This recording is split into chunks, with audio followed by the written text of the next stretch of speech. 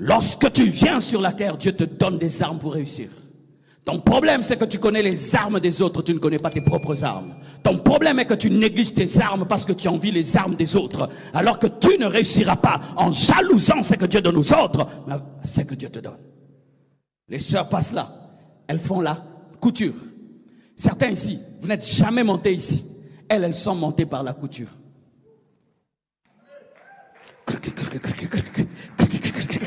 Elle vient de parler ici, sur une chaîne d'1 million de personnes. Elle a fait quoi? Elle a joué au football.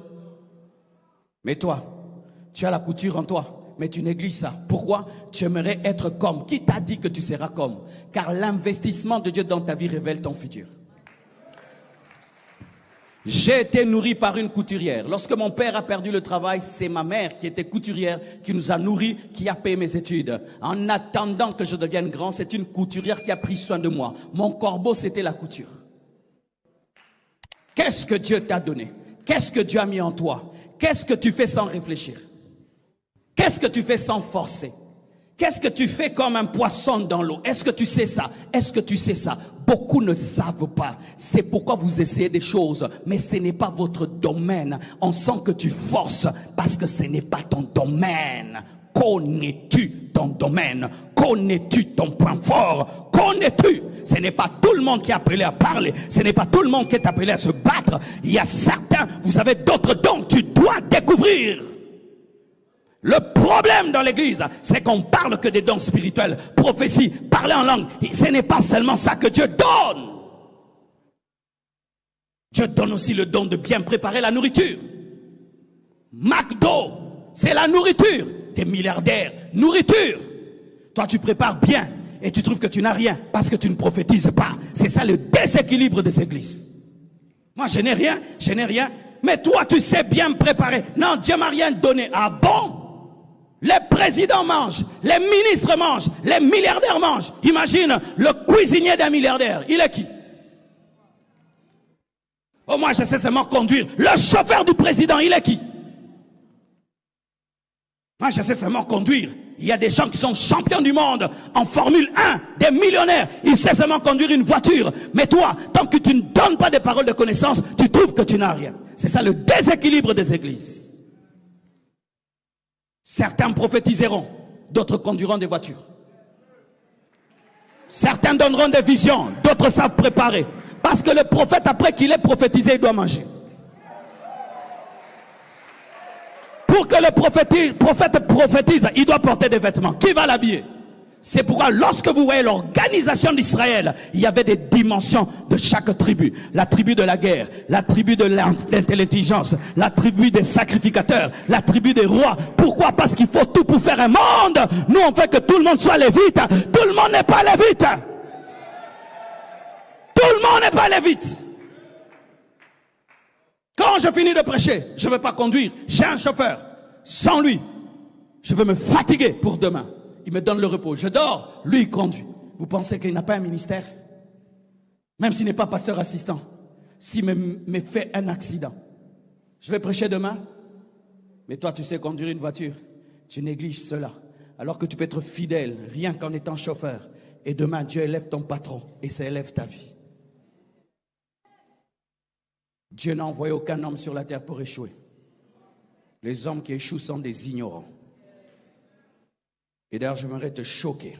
Et là, je termine là. Un jour, on pose la question. Et là, j'étais choqué quand on m'avait dit ça. Mais aujourd'hui, je dis que c'est vrai.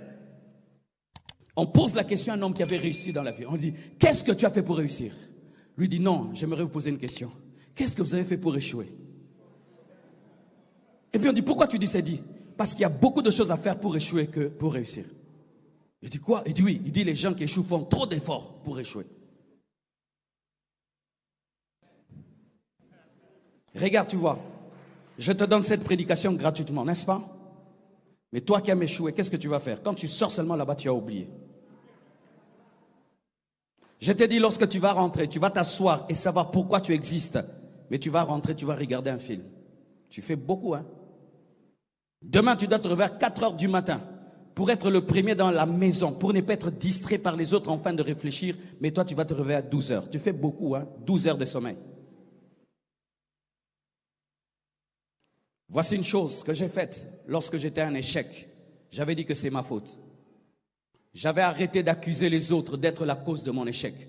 J'ai dit, je suis comme je suis, c'est Marcelo qui ne fonctionne pas bien. Et c'est vrai, mes frères. J'avais trouvé en moi beaucoup de dysfonctionnements qui prêtaient seulement à échouer. Et quand j'ai dit que c'était moi, la faute, la cause de mon échec, de ma stagnation pendant 11 ans, j'ai échoué dans ma vie. 11 ans, comme tu me vois là. 11 ans, j'ai échoué. Mais j'étais chrétien, mais un échec. J'ai arrêté d'accuser les sorciers. J'ai arrêté d'accuser les magiciens, les voisins de l'église. J'ai dit, c'est moi. Et pourquoi pendant 11 ans de ministère, 600 membres, Seigneur, dis-moi. Et là, il me révèle, tu n'es pas au lieu de ta destinée. Je ne t'ai jamais envoyé ici. Toi-même, tu t'es envoyé. Oui, mes frères, ce n'est qu'à Golgotha qu'on dit tout est accompli. Jésus n'est pas né à Matete. Jésus n'a jamais prêché à Kinshasa. Son lieu, c'était Israël. Il est mort là-bas, il est né là-bas, mais il est explosé dans le monde entier. Mais toi, tu vas aller à Paris. Qui t'a envoyé à Paris? Pour réussir, tu dois connaître ton lieu. On ne réussit pas partout. On réussit qu'au lieu du mandat. Dieu est partout, mais sa bénédiction n'est pas partout. Sa bénédiction n'est que là où il t'a envoyé, il t'a mandaté. Et quand il m'a dit, va à Limete, j'ai obéi. L'église a explosé. Ce n'est pas que je suis devenu un autre, que Dieu a changé, mais j'avais obéi. Vous voulez aller en Europe? Qui vous envoie en Europe? Vous voulez fuir la pauvreté au Congo? Allez en Europe. Qui vous dit qu'il n'y a pas de pauvres? Le mot pauvre est en français, parce qu'il y a des pauvres français. Le mot pauvre est en français, parce qu'il y a des pauvres français. Lorsque je suis allé en Europe pour la première fois, j'étais estomaqué de voir un Chegue Mundele, un Français dormant par terre en France, et voir beaucoup de nos frères congolais en Europe. Il ne peut même pas t'inviter chez lui. Frère, tu vas aller là où tu veux aller. Dieu t'a envoyé là-bas. Tu vas échouer là-bas et tu auras honte de revenir au Congo. Tu vas commencer à prendre des photos et nous envoyer. Alors que là-bas, il y a même des habits à $10. H&M. Tu connais H&M? Bilamba moins cher à Poto. Mais s'il porte ça, tu ne sauras pas hein, que rien n'arrête de te faire miroiter, de voyager. Ne voyagez que si Dieu vous a envoyé. Beaucoup qui ont voyagé sans la volonté de Dieu sont des échecs en Europe. Aux États-Unis, j'ai trouvé des Congolais qui ont échoué aux États-Unis. Et toi, tu viens du Congo, tu es meilleur qu'eux. Prends ton projet voyage, jette-le. Si ce n'est pas le plan de Dieu, jetez ça. Si Dieu t'appelle à réussir au Congo et tu vas en Europe, tu échoueras. Car quand tu montes dans l'avion, tes anges ne sont pas montés, ils sont restés. Car les anges ne te protègent que là où Dieu t'a envoyé. Que Dieu vous bénisse abondamment. Levez les mains. Que Dieu bénisse tes entreprises. Que Dieu bénisse ton travail. Que Dieu t'aide à le connaître. À connaître ta destinée. À connaître ton potentiel. À connaître le lieu de ton explosion. Vous êtes bénis au nom de Jésus. Amen.